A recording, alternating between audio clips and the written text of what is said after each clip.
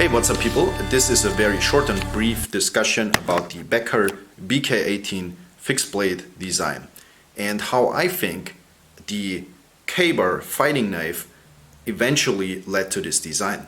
So you see the K-bar fighter, which is K-bar's most popular, most well-known design, is out of a completely different time where they used different designs and different methods of this construction in order to field this to thousands and thousands of troops.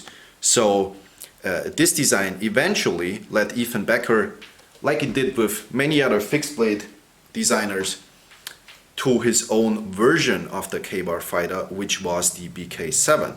Now the BK-7 is in many ways an improved knife. It has a full tang, it has a really nice handle, a more modern blade shape, I guess, and is overall a little bit more rugged in its construction. It is, in my opinion, not a replacement of the fighter, because there is one thing about the BK-7 that doesn't make it super ideal for an infantry soldier is it's very big and it's very heavy. So if you're in the woods and if you're a big outdoorsman, you will find this knife is very, very handy for those tasks. And I personally will probably never get rid of my BK-7 for exactly that reason. I like it so much as an outdoor tool. However, when it comes to a soldier knife, to a fighting style knife, it is not ideal because of the size and weight. Let's say you're part of a tank crew, then this knife is still fine because you don't have to carry it all day. You can leave it in your vehicle. But if you are part of an infantry unit, you have way too much gear and not enough space to fit this knife on your gear. So this is where the BK-18 comes in. The BK-18 was Ethan Becker's effort to design more carryable soldier knife designs. And the BK-18 does this in a variety of ways. It is way more compact, it is still rugged enough with the full tang construction, but at the same time it doesn't take away too much space and it is not super heavy. K-bar also upgraded their sheath design, which I really like. I think this is a big step in the right direction for a K-bar in order to make their knives a little bit more versatile, I guess. The old plastic sheaths, they just don't do it for me personally, and like many of you guys, I replaced those with Kydex eventually. So here you have Kydex-like material out of the box already, which is super nice. You got a belt loop that is detachable, which is good because most modern soldiers' gear is based on MOLLE system, whether that be the old MOLLE system or the newer one or even the laser cut.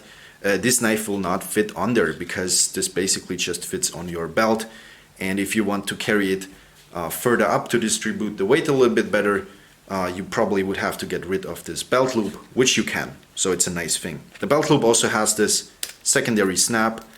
I don't ever use these on my knives personally because it just gets in the way. It takes the whole process longer in order to get the knife out of the sheath.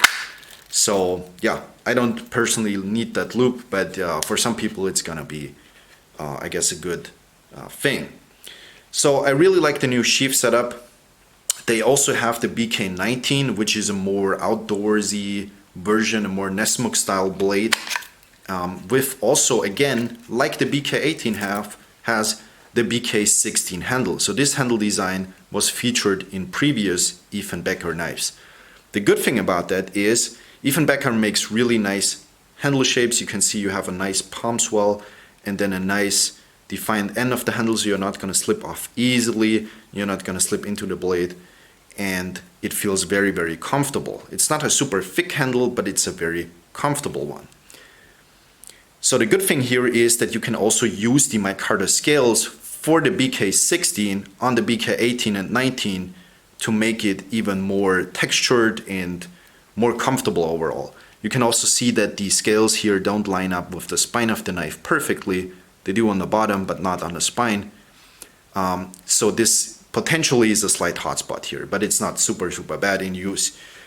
The good thing with the micarta scales is I think they fit the knife a little bit better as far as what I've heard from other YouTubers.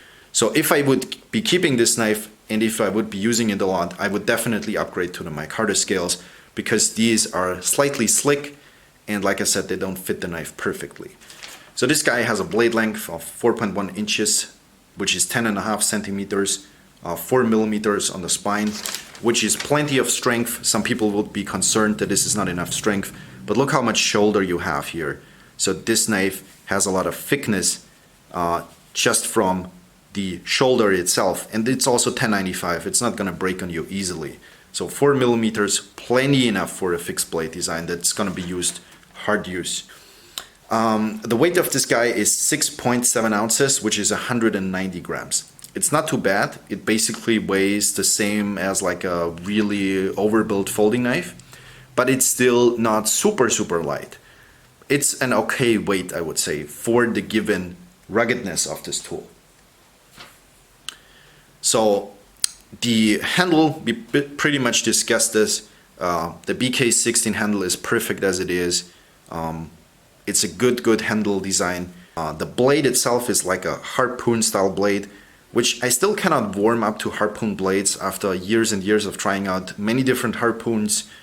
I just cannot warm up to this blade shape. I would much rather prefer like a more normal blade shape, to be honest. But the good thing about this is it's strong, but it's also pointy and stabby enough.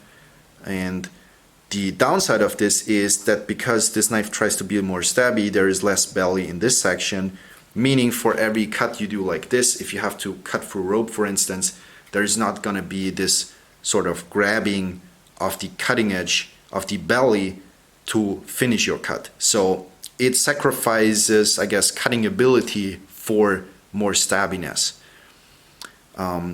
And I guess this is a knife that is a compromise between stabbing, ruggedness, and still cutting okay. The cutting ability of this is not super great because the geometry on this is rather thick, so the edge angle is more wedgy and not finer, so it will not go through material as easy as other knives do. Is 1095 capable of taking thin edges? Certainly it is, because my BK-7 is a lot thinner and a lot keener behind the edge than this BK-18. So for any outdoor usage, I would still pick the BK-7. This is a way better chopper and cutter.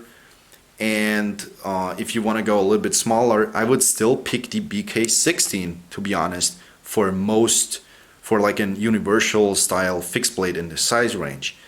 The BK-18 for me falls short because it doesn't offer me a great amount of cutting performance.